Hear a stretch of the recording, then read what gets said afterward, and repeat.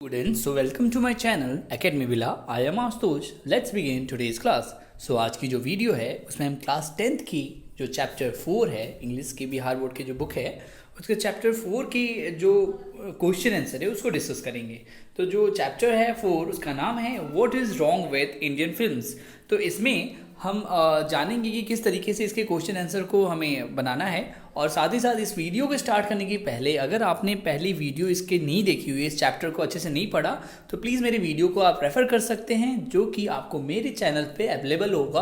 आप प्लेलिस्ट में जाके सर्च कर सकते हैं, है ना, क्लास 10 का जो इंग्लिश का मैंने प्लेलिस्ट बना रखा है, या फिर मैं आपकी इस वीडियो की डिस्क्रिप्शन में भी उस वीडियो की लिंक डाल दूंगा, तो आप उसको रेफ़र कर सकते हैं, फिर आप उसको अच्छे से समझ सकते हैं। तो चलिए स्टार्ट करते हैं। पहला क्वेश्चन जो है वो ट्रू एंड फॉल्स पे, जिसमें कि पहला क्वेश्चन जो है वो हम पढ़ते हैं, the cinema commands the respect according to any other form of creative expression. तो ये कहा जा रहा है कि जो सिनेमा है वो रिस्पेक्ट करता है ना, किसी अदर टाइप की क्रिएटिव एक्सप्रेशंस को, है ना। तो ये क्या ये सही है? हाँ, ट्रू है, क्योंकि ऑब्वियस सी बात है जो सिनेमा है इसमें हम बहुत सी अलग अलग तरीके की क्रिएटिविटी को हम देखते हैं। वो हमारे सामने बहुत सारी अलग जो कलाकृतियाँ होती हैं वो हमारे लिए उभर के आती हैं सिनेमा के थ्रू, तो वो उसका आदर करती है ना। तो वही लिखा हुआ है कमांड द रेस्पेक्ट, है ना। तो इस क्वेश्चन का आंसर जो है ट्रू है, तो इसलिए ट्रू लिखा है। दूसरा है कि the cinema doesn't combine the cold logic of science.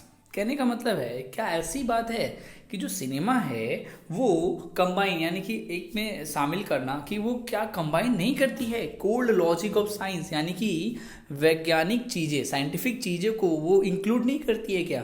तो बिल्कुल गलत बात है, क्योंकि कहानी में आप देख रहे हैं कि सब चीज़ साइंस वाली होती है आजकल, है ना। सब कुछ रियलिस्टिक कुछ होता है, कुछ नहीं होता है। जो रियलिस्टिक नहीं होता है वो साइंटिफिक वाली चीज़ें होती हैं, साइंस के हेल्प से वो सब चीज़ें की जाती हैं। तो ये आंसर फॉल्स होगा। तीसरा है कि film production in India is quantitatively second only to Hollywood, यानी कि जो फिल्म प्रोडक्शन है भारत में वो दूसरे स्थान पे आता है, सेकेंड टू हॉलीवुड, मतलब हॉलीवुड के बाद दूसरे स्थान पे आता है। क्या ये सही है? जी हाँ, ये ट्रू है। चौथा है कि India has achieved what other countries have achieved, यानी कि क्या भारत ने वही चीज़ अचीव यानी कि हासिल कर लिया है जो दूसरे देशों ने हासिल कर लिया है? बिल्कुल नहीं, तो ये आंसर फॉल्स हो जाएगा। पांचवा है कि Indian music is largely improvisational, यानी कि जो भारतीय संगीत है वो बहुत बृहद पैमाने पे उसमें इम्प्रूवमेंट हुई है। तो बात सही है, ट्रू होगा। चलिए अब आगे देखते हैं।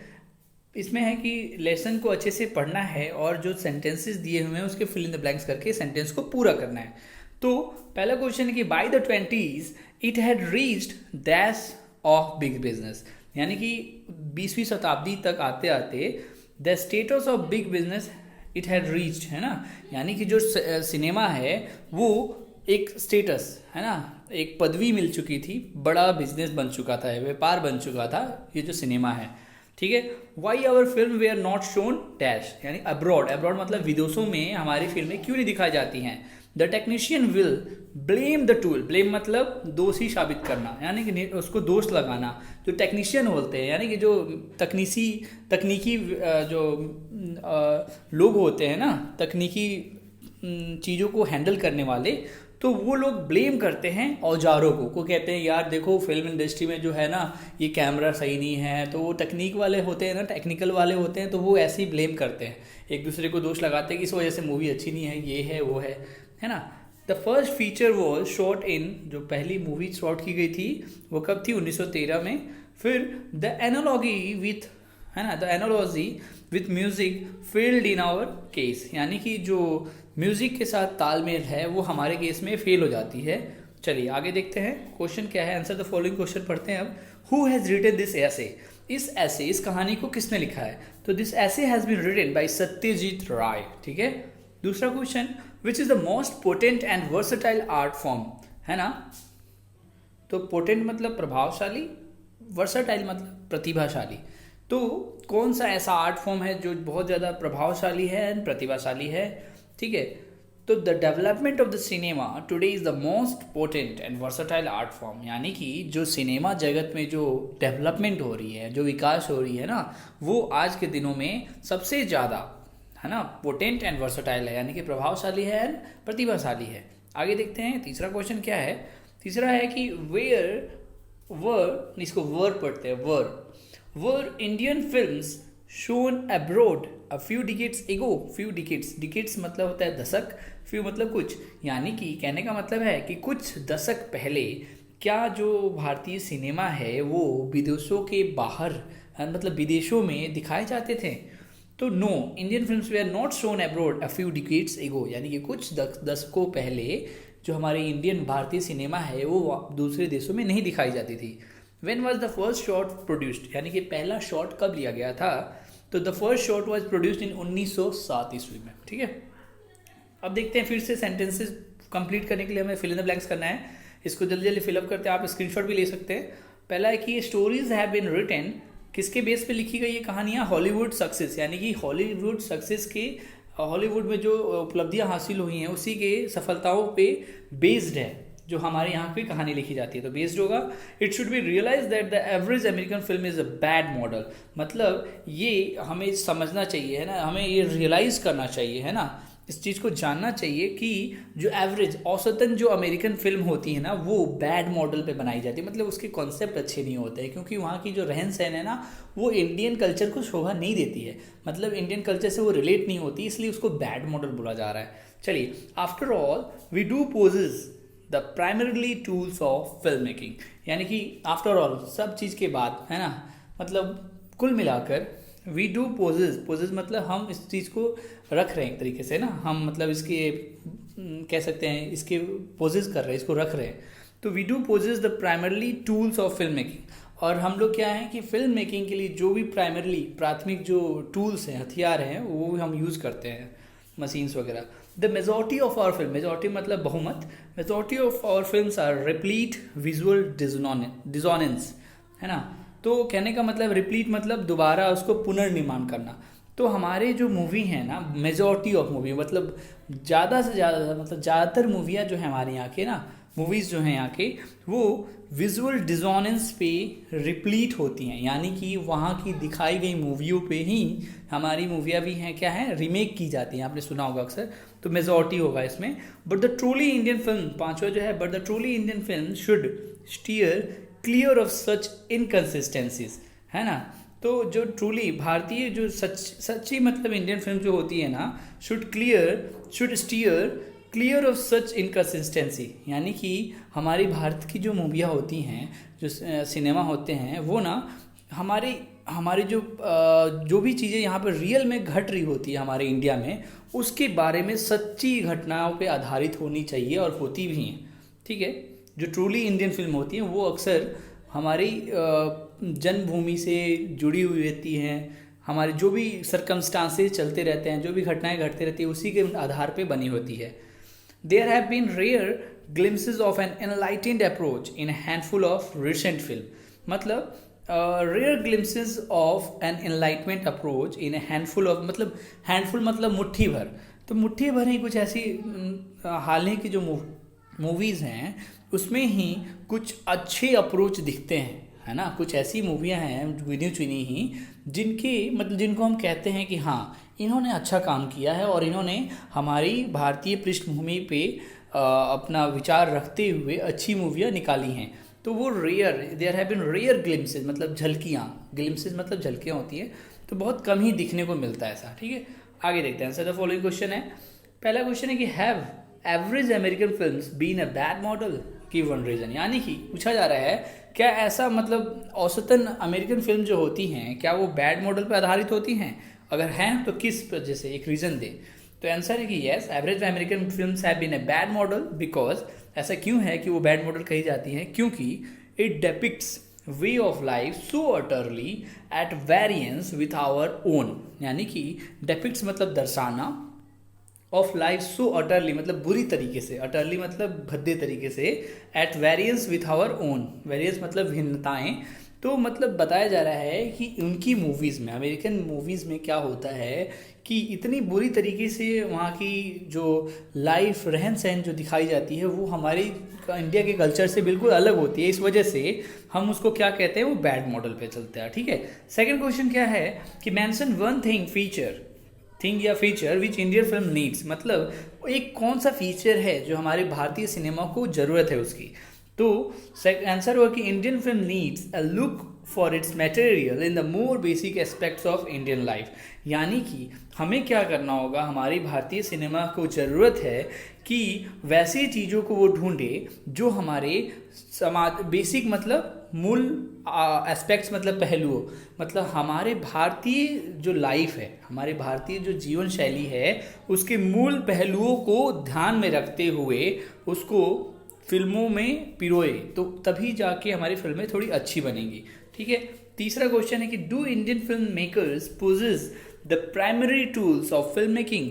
कहने का मतलब है कि क्या भारतीय सिनेमा वाले जो हैं वो प्राइमरी टूल्स फिल्म मेकिंग करने के लिए जो प्राथमिक टूल्स चाहिए होते हैं, हथियार चाहिए होते हैं, औजार चाहिए होते हैं, क्या उनके पास है? पोजेस मतलब उनके पास है, पोजेस करते हैं। तो आंसर है हाँ, Indian film makers do possess the primary tools of film making. हाँ, उनके पास जो प्राइमरी टूल्स होने चाहिए वो होते हैं। चलिए अब C.1 आ गया, लॉन्ग आंसर क्वेश्चंस आ गए। पहला क्वेश्चन है कि what our cinema needs above everything is style and item is short of iconography of cinema which should be uniquely and recognisably Indian. ये चैप्टर का एक पैराग्राफ था, तो उसको बोला जा रहा है कि how far this applies to Indian cinema today. तो बोला जा रहा है कि ये किस तरीके के, किस मायने में हमारी भारतीय सिनेमा पे ये अप्लाई होता है ना। तो उसको डिस्कस करें यहाँ पे। मतलब क्वेश्चन में पूछा गया है कि what our cinema needs above everything is style. मतलब बोला जा रहा है कि हमारी जो सिनेमा, इंडियन सिनेमा है, उसको थोड़ी और स्टाइलिश करना चाहिए, है ना। एक सॉर्ट ऑफ आइकोनोग्राफी सिनेमा, मतलब सिनेमा को शूट करने के तरीके थोड़े अलग करने चाहिए, जो थोड़े यूनिक होने चाहिए और लगे ऐसा कि रिकॉग्नाइजेबली इंडियन, यानी कि लगे ऐसा, पहचान जो होनी चाहिए हमारी भारतीय छाप छोड़े, मूवी जो है भारतीय छाप छोड़े। तो ये सब चीज़ें किस तरीके से आज के दिनों में इंडियन सिनेमा में ली जाएगी। तो आंसर है कि Indian cinema today lakhs it's originality. Lakhs मतलब कमी, यानी कि भारतीय सिनेमा जो है आज के दिनों में वो उसमें ओरिजिनलिटी मतलब वास्तविकता की कमी है। Most of the films have lost there standards. बहुत सारी मूवियाँ जो हैं, फिल्में जो हैं, वो अपने स्टैंडर्ड लो कर चुके हैं, है ना। Then they only copy other production. ये मैंने बात पहले ही बोली थी, वो क्या करें, दूसरे प्रोडक्शन की मूवीज़ को कॉपी करना शुरू कर दिया, रीमेक बना लेते हैं। Even they copy foreign film production, और यहाँ तक कि उन्होंने फॉरेन फिल्म यानी कि विदेशी मूवियों की भी कॉपी करनी शुरू कर दी है। They have lost their style of own. वे अपने खुद का जो स्टाइल होता था, भारतीय शैली जो होती थी, भारतीय पृष्ठभूमि से रिलेटेड जो चीज़ें होती थी, वो भूल चुके हैं, अपनी शैली भूल गए हैं। वो दे आर सेक्लूडेड फ्रॉम, है ना, they are secluded from Indian background. Secluded का मतलब होता है अलग करना। तो ये जो मूवीज़ है ना आजकल की, वो अपनी शैली तो भूल चुके हैं और साथ ही साथ they are secluded from Indian background. और उनकी जो मूवीज़ आज की बन रही है, इंडियन सिनेमा जो मूवीज़ बन रही हैं, वे थोड़ा भारतीय पृष्ठभूमि से थोड़ी हटकर होती है, अलग होती है। सेक्लूडेड मतलब अलग होती है। They have no items of their own, यानी कि वो अपने कुछ मुहावरे वगैरह, आइटम्स होते हैं ना, आइटम्स एंड फ्रेजेस, मुहावरे वगैरह कुछ नहीं यूज़ करते भारतीय जो होते हैं। मतलब भारतीय पृष्ठभूमि की जो चीज़ें होती थी ना, भारतीय से रिलेटेड, इंडियन रिलेटेड होती थी, वो सब चीज़ें कुछ नहीं यूज़ करते अपना खुद का। ये सब कॉपी चल रहा है आजकल। They have not any short of iconography of cinema, मतलब सिनेमा की कोई एक छवि अच्छी सी छोटी सी वो भी तक यूज़ नहीं कर रहे हैं अपनी, ठीक है। They have lost their Indian style, अपने भारतीय शैली को भूल चुके हैं। इंडियन रिकॉग्निशन, भारतीय पहचान को भूल चुके हैं जो मूवी बना रहे हैं आजकल। दस statement is perfectly true with respect of Indian cinema. और इसीलिए, है ना, जो स्टेटमेंट ऊपर बोली गई है वो बिल्कुल भारतीय सिनेमा के बात पे बिल्कुल सही उतरती है, ठीक है। दूसरा क्वेश्चन पढ़ते हैं, should cinema be looked upon as a form of creative expression, give reason. यानी कि क्या ऐसा है कि सिनेमा को हमें एक अलग तरीके से क्रिएटिव एक्सप्रेशन के रूप में देखना चाहिए। क्रिएटिव एक्सप्रेशन के मतलब क्या है वो मैं आपको बताता हूँ। देखिए, क्रिएटिव का एग्जैक्ट जो हिंदी होता है वो होता है सृजनात्मक, है ना, सृजनात्मक। लेकिन बात ये है, क्रिएटिव का मतलब आप अक्सर जानते हैं, क्रिएटिव का मतलब होता है कुछ चीज़ें हट कर करना, अच्छा करना, जो आपको सही ढंग से मतलब आपको उकेरना किसी चीज़ को, क्रिएटिव चीज़ें करना। तो एक्सप्रेशन मतलब हाव भाव, है ना। तो आपको क्या लगता है, should cinema be looked upon as form of creative, क्या जो सिनेमा है क्या उसको एक सृजनात्मक रूप में, हाव भाव में देखना हमें चाहिए क्या? तो अगर ऐसा है तो रीज़न क्या है, ठीक है। तो आंसर है कि यस, हमें ये साथ देखना चाहिए। Cinema should be looked upon as a form of creative expression, यानी कि सिनेमा को एक क्रिएटिव हाव भाव के रूप में देखना चाहिए। ऐसा क्यों है ना, कि it was the earliest cinema which would give the spectator मतलब दर्शक, कि it was the earliest cinema which would give the spectator an idea, some theme, a direction and a glimpse of progressive life. कहने का मतलब है कि जो पहले की मूवीज होती हैं, सिनेमा होती थी, वो स्पेक्टेटर यानी दर्शकों को एक विचार देती थी, एक थीम बताती थी कि किस थीम पे मूवी बनी हुई है, एक डायरेक्शन मतलब एक दिशा में मूवी चलती रहती थी और समझ में आता था हम कर क्या रहे हैं, मतलब मूवी में क्या है और हमें मूवी क्या बताना चाहती है। एक glimpse of progressive life, glimpse मतलब झलक होता है, झलक। तो एक ग्लिम्स ऑफ प्रोग्रेसिव लाइफ, जो हमारी जो निरंतर जो लाइफ जीवन गति चल रही है, सबके जीवन में जो चीज़ उतार चढ़ाव आते हैं उसके रिगार्डिंग, है ना, एक झलक मिलती थी हमें पहले की मूवीज़ में, ठीक है। It would herald the ideology of prevalent society and the time coming further. People should discuss the ideology of film and appreciate its thought, so it should be a form of creative expression. कहने का मतलब है कि जो आज की movies हैं, Herald का मतलब होता है किसी की आने की सूचना देना, और आइडियोलॉजी का मतलब होता है विचारधारा। तो it would Herald the ideology of prevalent मतलब पुरानी, है ना, prevalent society and the time coming further. तो ये जो मूवीज़ थी ना पहले वाली, वो आने वाली चीज़ों के बारे में बताती थी, उनकी विचारधाराएं क्या हैं, धारणाएं क्या हैं, वो सारी चीज़ें बताती थी। समाज में क्या उतार चढ़ाव चल रहे हैं, आगे क्या होने वाला है, सब चीज़ें मूवीज़ से पहले पता चलता था। People should discuss the ideology of A film, मतलब पीपल यानी कि लोगों को इन विचारधारा, मूवीज़ की जो धारणाएं हैं जिस पे मूवीज़ बनी हुई हैं, उसके बारे में लोगों को डिस्कस करना चाहिए एंड उनके विचारों को, है ना, अप्रिशिएट करना चाहिए, यानी कि उसकी प्रशंसा करना चाहिए। सो it should be a form of creative expression. और इसलिए जो मूवीज़ हैं उनको हम कह सकते हैं कि क्रिएटिव एक्सप्रेशन है, यानी कि एक सृजनात्मक ढंग से पेश की गई मूवीज़ हैं, है ना। चलिए अब आगे देखते हैं। तीसरा क्वेश्चन है कि do you think Indian films have certain basic weakness. क्या आपको ऐसा लगता है कि भारतीय मूवीज़ जो हैं, सिनेमा जो है, उसमें कुछ निश्चित रूप से कुछ मूल वीकनेसेस हैं, यानी कि कमियां हैं? Illustrate your answer. इलुस्ट्रेट मतलब वर्णन करना, तो आप अपने आंसर को वर्णन कीजिए कि आपको क्या लगता है, क्या कमियां हैं। Citing examples from the films you have seen, मतलब आप वैसी मूवी जिसमें आपको कुछ कमियां लगी हैं, तो उसने जो आपने देखी हैं उन सब चीज़ों का एग्जाम्पल देके आप हमें इस आंसर का जवाब, इस क्वेश्चन का जवाब दें। आंसर है कि today Indian films have lost there basicity. कहने का मतलब जो आज की भारतीय फिल्म है वो अपनी मतलब मूलभूत इकाई को भूल चुकी है। बेसिसिटी मतलब बेसिक चीज़ें उसको मतलब उसमें नहीं रहती मूवीज़ में। They are not showing originality, वो सच्चाई को नहीं दिखाते हैं। And are mostly the copies of one another, और मुख्यतः मतलब मूलतः जो होती है मूवीज़ जो होती हैं वो एक दूसरे की कॉपीज़ होती हैं।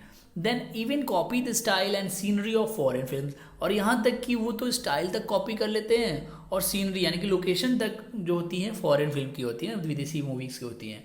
They all have left their Indian items, और साथ ही साथ वे भारतीय मुहावरों को भी भूल चुके हैं।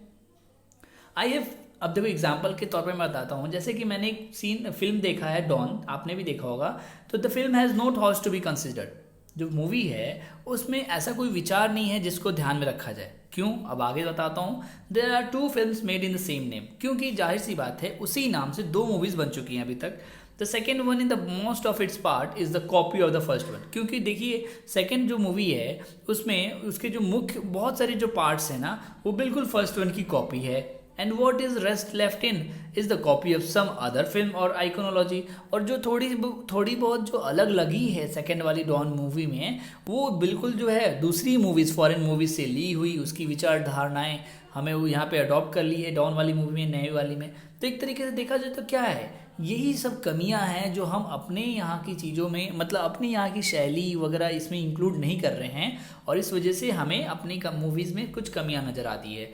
I have several such Indian films, और इस तरीके की बहुत सारी मुझे भारतीय मूवी मैंने देखी है जिसमें ऐसा मुझे कमियां लगी हैं। चलिए अब अगला क्वेश्चन देखते हैं, और यही था कि thus it can be said that Indian films have basic weakness, और इस तरीके से हम कह सकते हैं कि बेसिक वीकनेस है हमारी मूवीज़ में। चलिए फोर्थ क्वेश्चन क्या है कि what is the most dominant influence of Indian films, मतलब जो मुख्य प्रभावित करने वाली डोमिनेंट इन्फ्लुएंस, मतलब किस तरीके से जो भारतीय मूवी है वो सबसे ज़्यादा प्रभाव कब डालती हैं, कैसे डालती हैं, वो किस तरीके से डालती है। तो आंसर है कि the most dominant influence on Indian film is the every passing phase of the American cinema. The stories have been written based on Hollywood successor and the cliches preserved with care, where the story has been a genuinely Indian one. Their background music has an irresponsible trend for the joyous theme. मतलब कि ये जो question है ना, उसमें पूछा जा रहा है कि आखिर वो कौन सा प्रमुख प्रभाव डालने वाली चीज़ है जो इंडियन फिल्म से बहुत ज़्यादा प्रभाव डाल रही है। तो जाहिर सी बात है, इस आंसर से ये पता चल रहा है कि the most dominant influence on Indian film, मतलब प्रमुख रूप से जो प्रभाव डाल रही है ना भारतीय सिनेमा पे, वो है every passing phase of American cinema. जैसे जैसे अमेरिकन सिनेमा में चेंज होते गए, हर फेज में अलग अलग पड़ाव आते गए हैं, तो वहाँ की जो स्टोरीज थी, वहाँ अमेरिकन सिनेमा की the stories have been written based on Hollywood successor and the cliches preserve with care. Cliches मतलब होता है कि घिसा पिटा। तो जो हमारे यहाँ की जो मूवीज़ थी ना, उसमें जो कहानियाँ लिखी जाती थी वो हॉलीवुड सक्सेसर, मतलब आगे आने वाले जो होते हैं ना उनको सक्सेसर बोलते हैं, तो हॉलीवुड के सक्सेसर के ऊपर लिखी जाती थी, और घिसी पिटी वहाँ की जो मूवी होती थी ना उसको यहाँ पे सावधानी से रखा जाता था और उस पर कहानियाँ लिखी जाती थी यहाँ इंडिया में। Where the story has been a genuinely Indian one, their background music. अब मतलब कभी कभी तो ऐसा होता था कि मान लो हमारी मूवीज़ में, हमारी भारतीय सिनेमा में जो जेन्युइन यानी कि ओरिजिनलिटी है ना, सच्चाई भरी, तो अगर कहानी मान लो कि भारत वाली सिनेमा में कि इंडियन की हो, भारतीय कहानी हो, मानते हैं, लेकिन जो बैकग्राउंड म्यूजिक दे देंगे has an irresponsible trend for the jazz theme वहीं का है, तो जो म्यूज़िक दे देंगे वो म्यूजिकलिटी जो होगी वो सारी अमेरिकन की होगी। तो ये सब चीज़ें जो है ना भारतीय सिनेमा में बहुत ज़्यादा प्रभाव डालती है प्रमुख रूप से। तो पांचवा क्वेश्चन है कि what aspects of American films do our films imitate, is it justified in our context. कहने का मतलब है कि व्हाट एस्पेक्ट्स, मतलब अमेरिकन फिल्म्स की कौन से ऐसे पहलू हैं जो हमारी मूवीज़ में नकल की जाती है। इमिटेट मतलब नकल करना, तो मतलब अमेरिकन फिल्म से हमारे मूवीज़ में क्या क्या कॉपी किया जाता है। Is it justified in our context, क्या ये जस्टिफाइड है, मतलब क्या ये सही है एक तरीके से। तो आंसर है कि Indian films follow the Hollywood product. जाहिर सी बात है, इंडियन फिल्म जो होते हैं हॉलीवुड के चीज़ों को यूज़ करते हैं। दे यूज़ हाई टेक्निकल पॉलिश, यानी कि वो टेक्निकल जो चीज़ें भी यूज़ करती है, तकनीकी जो सुविधाएं लेते हैं वो भी वहीं से कॉपी करते हैं। Indian films have imitated the technique, plot and music of American films. यहाँ तक कि उन्होंने टेक्निक इस्तेमाल की है, वहाँ की प्लॉट्स मतलब सीन वगैरह जो होते हैं वो भी उधर से ही कॉपी करते हैं, उसी के देख के अपने दिमाग में लाते हैं। म्यूजिक ऑफ अमेरिकन फिल्म्स, जो म्यूजिक्स होते हैं वो भी अमेरिकन फिल्म्स की होती हैं। They have been borrowed the style of the American film, मतलब उन्होंने क्या किया है कि अमेरिकन फिल्म की जो स्टाइल है उसको बोरो कर लिया है, कर्ज ले लिया है। To follow the style, plot and music etcetera of a foreign film is not good for Indian films. मतलब ये फॉलो करना, उनका अनुसरण करना भारतीय सिनेमा के लिए सही नहीं है। Today the cinema in India commands the respect according to any other creative expression, यानी कि जो सिनेमा है ना भारत में आज के दिनों में, command the respect according to any other creative expression, वो रिस्पेक्ट को कमांड करता है। हमने पहले एग्जाम्पल में पढ़ा था, हमने पहले लाइन में पढ़ा था ये चीज़ कि भारतीय सिनेमा जो है एक तरीके से क्या करती है, क्रिएटिव एक्सप्रेशन को बढ़ावा तो दे रही है, और साथ ही साथ इंडियन फिल्म है ना, Indian film requires a style, मतलब उसको क्या ज़रूरत है भारतीय सिनेमा को, रिक्वायर्स ए स्टाइल मैनर, एक स्टाइल चाहिए भारतीय सिनेमा को, एक मतलब मैनर, तौर तरीके सीखने चाहिए, ड्रेस उसकी जो कॉस्ट्यूम्स होनी चाहिए वो अच्छी होनी चाहिए, and speech in the more basic aspects of India, मतलब ये सारी चीज़ें जो होनी चाहिए ना, स्पीच वगैरह, स्टाइल, मैनर, ये सारी चीज़ें जो होनी चाहिए बेसिक है ना, मूलभूत जो हमारी भारतीय जीवन शैली है उसके पहलुओं से रिलेटेड होनी चाहिए। तो इस तरीके से मैंने इस चैप्टर के क्वेश्चन आंसर आपको क्लियर कर दिए हैं, होप आपको समझ आए होंगे। अगर फिर भी कोई क्वेरी है प्लीज़ मुझे कमेंट में लिख के पूछें, मैं जल्द से जल्द क्वेरी रिजॉल्व करने की ट्राई करूँगा। और फिर मिलते हैं नेक्स्ट वीडियो में, तब तक के लिए stay home stay safe. Thank you so much.